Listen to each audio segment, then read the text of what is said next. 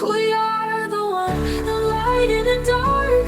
One heart, one world, one spark. We are the one, together we rise. One dream, one voice, one sky. Hi, everyone. Welcome to another episode of Women Empowered Across the World. And this is our podcast. And I have amazing hosts with me once again today. I have Megan from South Africa. I have Alina from Poland. I have Raksha from Miami. They're all global guys. They're everywhere. You must connect with them and find out what all they do. And I have Jackie Zaccoli, who's my right arm. And she's all over Africa along with me. And I'm Carol Witt. I'm the founder and the director of YEA Global, now in 76 countries. And we have an amazing guest with us today from Africa, Nairobi. And we are very, very excited to hear her story. Muna, come join us. Thank you so much, Carol. I'm really excited to be here with all of you today. I don't know where to start. As I said, my name is Muna Mohamed. I've been working for manufacturers of reusable sanitary pads for the longest time. I've been involved in policy making in our country, in Kenya, and advocating to ensure that women and girls have equal rights when it comes to menstruation, because every woman and girl deserves dignity. And at the end of the day, we also need to involve men in this conversation. So it's been an exciting journey across East Africa, West Africa, North Africa over the years. And now my focus is in Kenya. So I do work for a social enterprise called Real Relief. We are manufacturers of not just any reusable sanitary pad, we are manufacturers of antimicrobial reusable sanitary pad. So, for example, our packet usually looks like this, and inside this packet, there are 4 sanitary pads that take a girl for about 3 to 4 years. So we have completely ensured that at the end of the day, a girl can be able to sit in school and focus on her education, and a woman can be able to ensure that at the end of the day, she can be able to also go to work in financial sustainability. The beauty and the difference with our products is that, yes, we are ISO certified. We also have KEBS in Kenya, which is the standard body for Kenya, allowing us to sell this product in our country. And the beauty is that when you look at other manufacturers who are manufacturing reusable sanitary pad, the question in Africa is usually, is there clean water, or do they have access to soap, which is could be shocking, but it's a reality on ground. So what we've done is that with our product, we have put a terry fabric, which has a bonded technology of an antimicrobial layer. Once it gets in contact with any germs or any bacteria or any infection, it can be able to lock it and kill it in 30 seconds. If they do not have access to any soap or clean water, they can still use the product and wash their product. And at the end of the day, they will have no infection that will be able to, contact them at any given time. We also have ensured that in Africa, we have problems of, if I hang my sanitary pad outside, if men see it, it becomes a taboo and a whole story. And yeah, it's 2025, but some of our communities do still live in certain mindsets. So what we've done is that you do not need sunlight to kill the bacteria onto the product when you're hanging it outside. You can still hang it inside, and at the end of the day, the magic will work. And as long as it's dry, then you can be able to reuse it. How our product is used, a lot of people wonder, is that you have to use cold water, soak the product on inside after you've used it, and it has blood. Once the blood is absorbed into the water, then it breaks down into the water molecules. If you have soap, if you don't have soap, you can still rinse it off until you see that completely the material or the blood has left the product itself, and this is how it looks like. So at the end of the day, once it's dry, you can hang it outside, you can hang it inside. It doesn't really matter. And for the next 3 to 4 years, you can be able to have a sanitary pad within yourself. So when we look at, Alina, who works with so many girls in school, and we give them the same type of product, we have this, it's like a stick or a hanging thing. They can either hang it on a tree or inside. So that's what it does. Or they can put in a yarn with different colors so that they can differentiate their sanitary pads. Um, Other than this, we have a product, the same type of product, but has been made out of yarns from regenerated plastic bottles from the ocean. And this is being made in our factory in India, which is being procured by UNICEF. They prefer the color black. So we are more than capable of, working and ensuring that we have a 360 degrees of dignifying our women. Why we do this is because a lot of disposable pads create a lot of waste in our environment. A girl or a woman can be able to generate around 136 kgs of waste. And in Africa, we have 0 incinerators. So you can imagine when they're going into the toilets or when they're trying to have sanitation, the toilets are clogged, so many other problems that cause other diseases and infections. So as a Safe Pad, we've been able to do this. We have one of our East African factories in Arusha, Tanzania, which is capable of producing 50,000 sanitary pads a day. So at the end of the day, that's why we have to work with different types of partners to ensure that when they get funding, they can be able to buy our products and give it to the girls on time, because that's what really matters, especially in emergencies. Other than that, we have also a period panty that is made out of bamboo and polyester.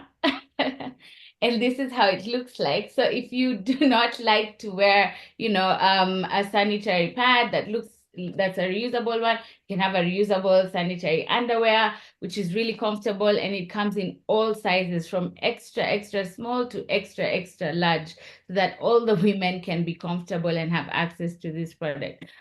Other than that, the most exciting thing is that as Real Relief, we are the first global manufacturers of not biodegradable, but biotransformative disposable sanitary pad. Meaning, and it looks like this, it's called a Go Pad. And within 2 years, if it gets in contact with sunlight and air, it completely disintegrates and becomes air, completely like a wax. So we have already completed the idea of waste management, in our countries. So that's something that we've been trying to launch, and we can get into it later. Other than that, during COVID time, I hope you remember there was a scarcity of soap and water in our communities. So what we did as an organization is that we ensured that we invented something called the super towel, which kills bacteria with or without soap, with or without water. Once I just clean my hands like this, I've been able to completely kill 99.9% of germs within my body. Or my face, or so at the end of the day, it's a solution that has been helping a lot of children across Africa, because the problem of water and sanitation is really huge.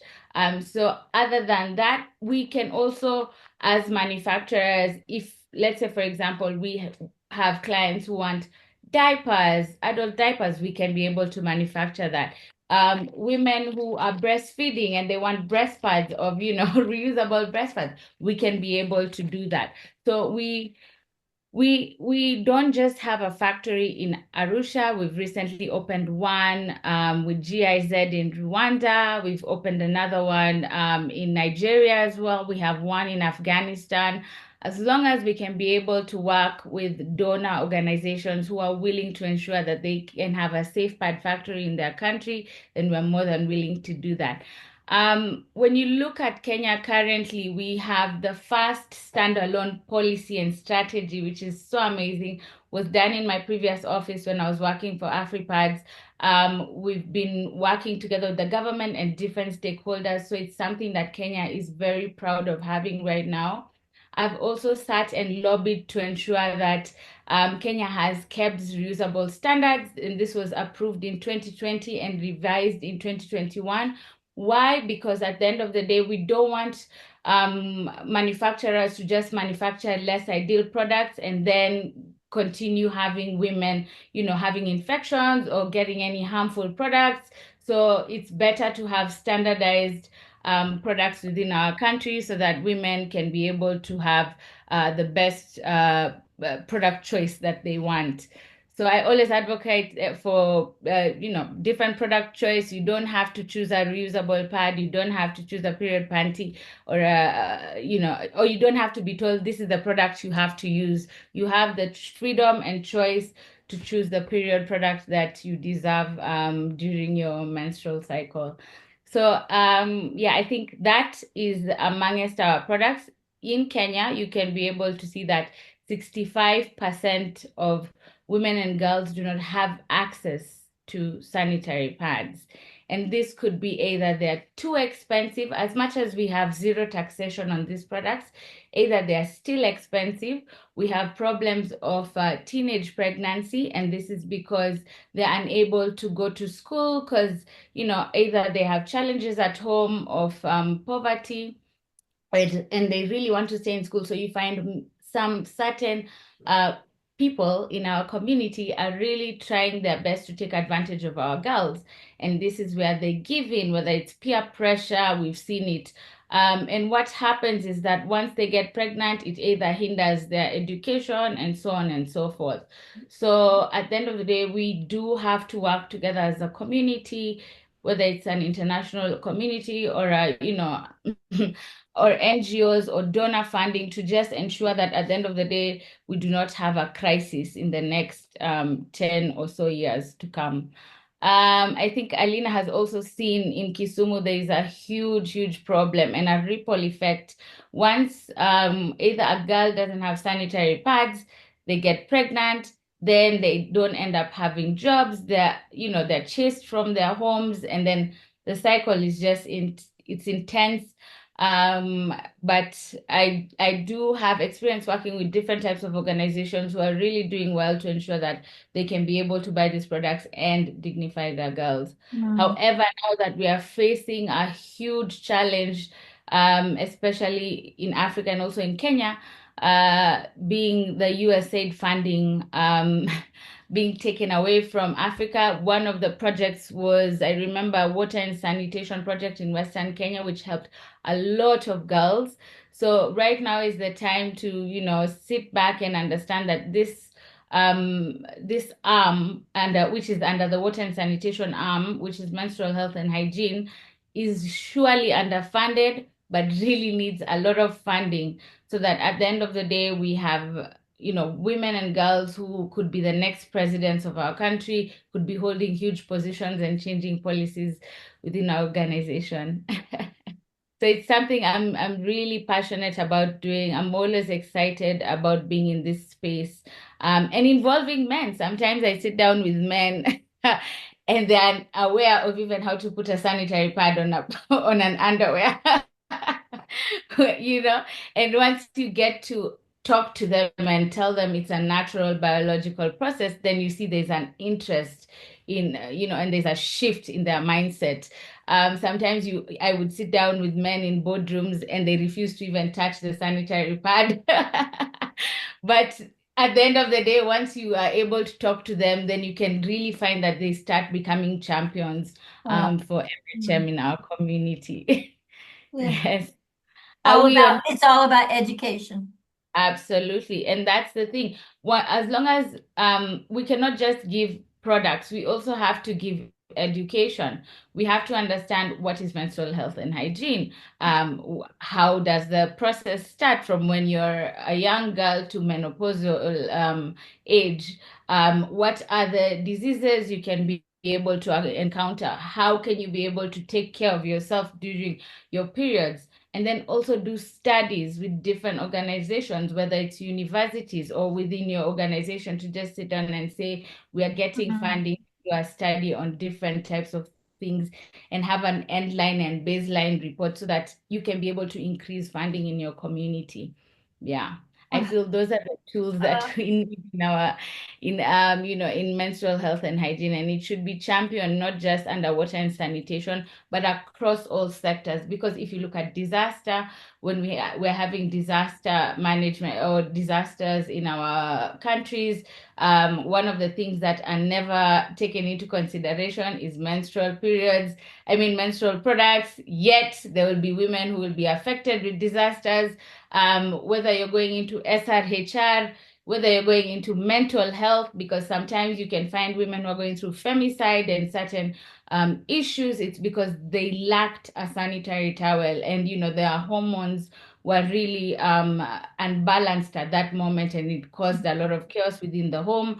And this could have now led into some horrific things like femicide. So yeah, menstrual wow. health should be championed Wow. everywhere. It should Mm, be a human right that how we usually find condoms in the washrooms, we should be finding menstrual products in our washrooms as well. wow, Muna. Oh my goodness. Well, I feel pretty educated now inside of w- way more educated now than I was before around all of this. And that's what this is all about, is like educating people so that they understand the challenges and what's going on in the world. Because we don't have that issue here in the US like that, like this. We don't have these kind of challenges Mhm. as much. We may have them somewhere, but we don't have them like you guys do. And so I find that when we educate people, they'll step up because they are actually getting, wow, I can support here. I have resources here. And Mhm. so that's really what this platform's all about. So thank you, Muna, for what you do, um, for your communities, for your country, oh my goodness, thank you so much for how you've stepped up in the world. Thank Okay, you. so we have some time for some questions, and I see Megan. She has her hand up. Go ahead, Megan. Thank you, Carol. Muna, thank you so much for all you do, and for being so passionate about what you do and just being able to combine the very practical aspect of what our people need on the ground. And I'm totally fascinated by the research and development that you guys have gotten into around this. I come from a scientific research background, so it's completely fascinating to me. And I definitely think if you haven't met Maria Butcher yet, we need to introduce you to Water for the World. Definitely one place we should take you. So I will be reaching out to you. If you can share your LinkedIn or contact number with us, Okay. I'll connect with you. But I also just wanted to ask you, please. So you mentioned donor companies that you work with. Do you partner with anyone who you can see as an outlet for your product and for your education? Do you require the partnering company to have that ready education team available alongside your product? Or do you support through product only? And where do you ship to? Because I'm in Cape Town, South Africa, right? So I just want to find out what your network, your distribution's like, please. I believe, first of all, we have a safe pad distribution in South Africa, which I can be able to get back to you on that from my team. Um, we work with anyone who is willing to ensure that their community have access to our products. Whether you're a distributor, whether you're an individual, recently I had a lady who they meet, they're called the Volkswagen team. So they drive across Kenya and with the Volkswagen cars to, buy a lot of NFIs. So among them is sanitary towels for their community. So anyone who wants to ensure that their community is dignified, I am more and we are more as Real Relief open to ensuring that they can receive these products on time. I Wow. currently have them in Nairobi at our office, and our delivery doesn't take much time. It's just for me to call my logistics guys to ensure we know where you are at and we can be able to deliver them immediately. Wow. Awesome. Awesome. I'm definitely interested in pursuing that with you, so I will be in touch. Thank you very much. Oh my Absolutely. goodness. Okay, so Muna, I know Jackie is like, oh, she is over the moon with what you have shared. And by the way, I am in 44 countries in Africa, so I you love and that. I will be doing some work together. Jackie, you Absolutely. have a question. Go ahead. Well, I'll try to make this brief because there's too much to go through this. Because I have been doing my best with all the little places that are doing what you're doing, but Yeah. certainly not in the magnitude that you are. So you have solved my cohort for sanitary napkins. I just have to figure out how we're going to make it happen. So my biggest question is who's funding this and how are you getting this funding to be able to do this? I mean, typically my concept was to have the women create them so they'd have an income. So what exactly are you doing to getting this into their hands in funding? For example, let me give you an example with our factory in Arusha. So what we've done is that we've partnered with an organization called A to Z. They do manufacture in large scale. So we bring in our pre-cut fabrics, and then once they've been pre-cut, we just take it to the factory in Arusha, where the women are able to stitch, put the buttons, and then put to package the product. So it becomes very easy. Instead of cutting the entire material, we already do that for them in India. Unlike other factories, I think in Afghanistan or I think Rwanda, we also do the same, and in Nigeria. So it's really easy to ensure that we're able to work with you as long as we can be able to apply. Sometimes we apply for grants, like for Arusha, we are working currently with World Bank, who are supporting this project. In Rwanda, it's GIZ. So as long as there is funding, we can be able to win some grants. We can be able to open a factory in that country. Wow. Also, tendering. Sometimes we are able to tender for, like right now, we have an LTA for UNHCR for our underwear. So that would support us in bringing our business forward and ensuring that we have more products available for, any other NGOs. We have an LTA with UNICEF as well, with the Black safe pads. So ensuring that at the end of the day, we receive funding to, give the community. We also ensure that this funding ensures that we are able to manufacture our products. Our products are able to reach the communities in different areas.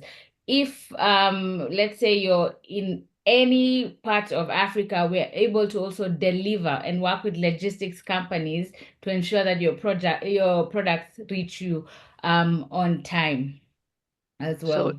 so it has to be with an organization that actually has the funding to pay you. Is that It what I'm could hearing? be, yeah, it Like, could be for an instance, the organization. refugee camps. I mean, I've been doing my darndest to get them into the refugee camps, but you're saying you already have a partnering with the refugee camps and they are paying for that? Yes, absolutely, because we are a social enterprise. We're not an NGO. How we are able to survive as manufacturers is also receiving part of the funding to ensure that at the end of the day, the women who we are supporting with our products, in our communities, the women who are stitching the products can be able to get financial sustainability as well.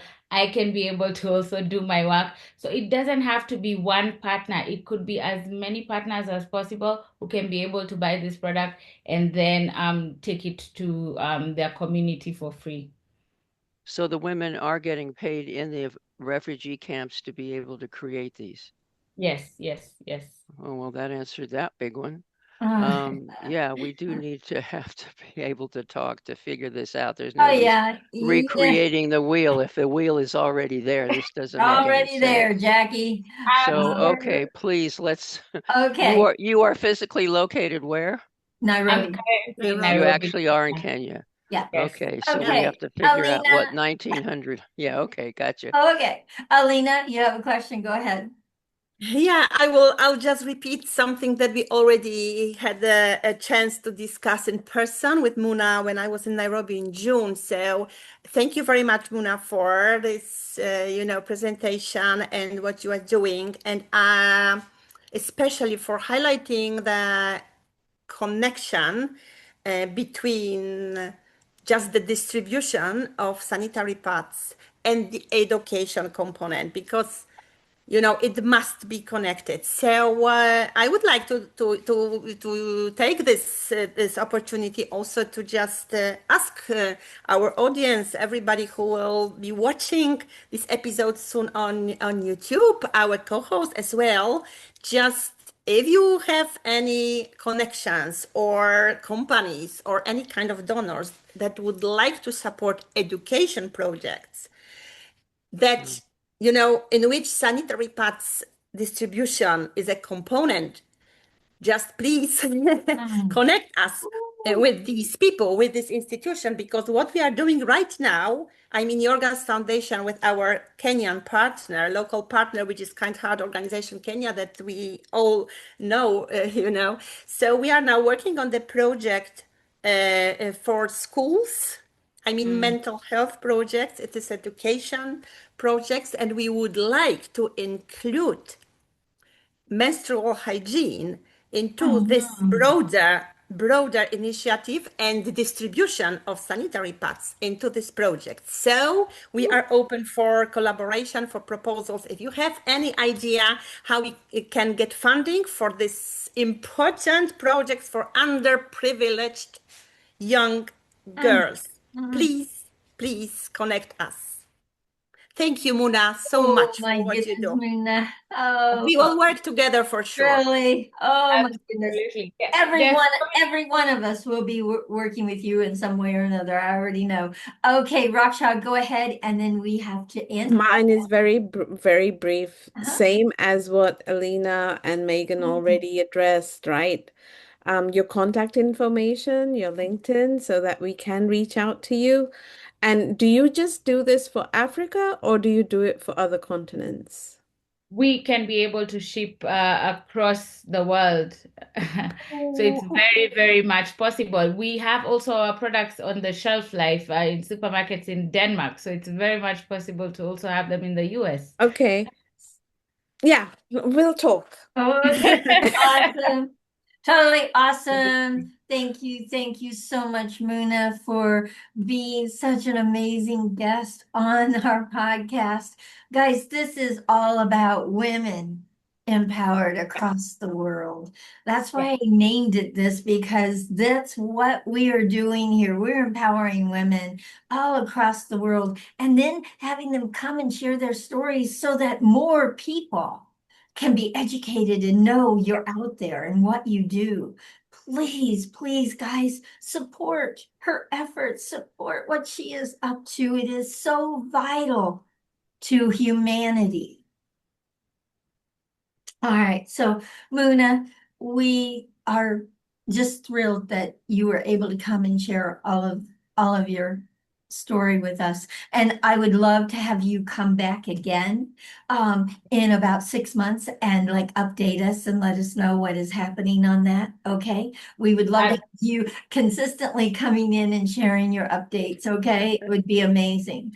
Guys, if you love these episodes, please subscribe to our channel. Guys, we are over 1,600 subscribers now. Wow. We started at 32, Muna. Wow.